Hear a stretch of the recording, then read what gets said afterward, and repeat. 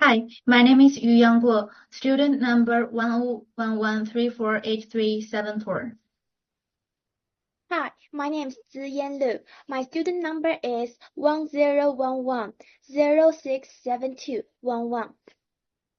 Today we're examining the labor share of GDP in Denmark and Sweden, which is part of Sustainable Development Goal 10.4.1. We've analyzed data on Denmark and Sweden's GDP, labor force, and other key economic indicators from 2004 to 2021. First, let's talk about Denmark. The labor share of GDP in Denmark exhibits a downward trend. Predictions from the model suggest a deeper decline, reaching 50% by 2050. Denmark faces challenges in specific labor market areas, including the changes in retirement policies, which have influenced labor share proportions. In Sweden, the proportion of labor share in GDP has decreased steadily with fluctuations because of two global incidents. 2008 financial crash and 2019 coronavirus-19 pandemic.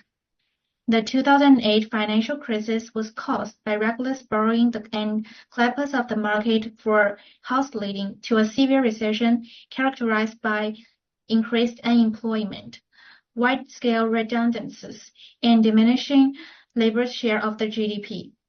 Likewise, the pandemic led to massive unemployment in low-paying industries like tourism, retailing due to downward lockdowns and factory closures. In both of cases, income of the nation fell. Hence, labor share of GDP fell sharply as well. These events show the sensitivity of labor share of the economy and global economic shocks, and why some points are not on the graph.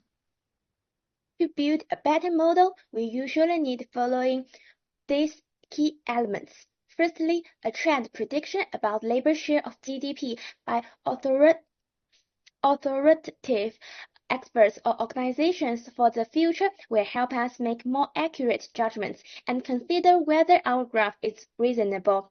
Second is information about government's plans for the future economic development and employment policies, which may influence the GDP and the unemployment rate directly.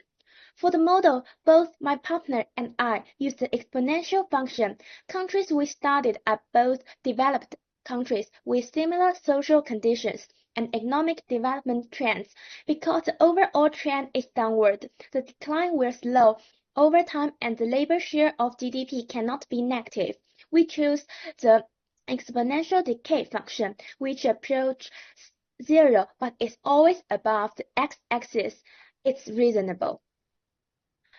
When we built the labor share GDP versus time model, we made sure the data was reliable because it came from United States. Then we make these assumptions. Firstly, the labor share of GDP will continue its current downward trend in the future. Secondly, changes in external factors such as economic development will be few and not bring significant impacts to labor share of GDP. We believe a good model for predicting the labor share of GDP should have following these characteristics. In practice, labor share of GDP should ideally be kept below 100% due to individual exception. Model should align as closely as possible with existing data points, which are only reliable evidence for predictions.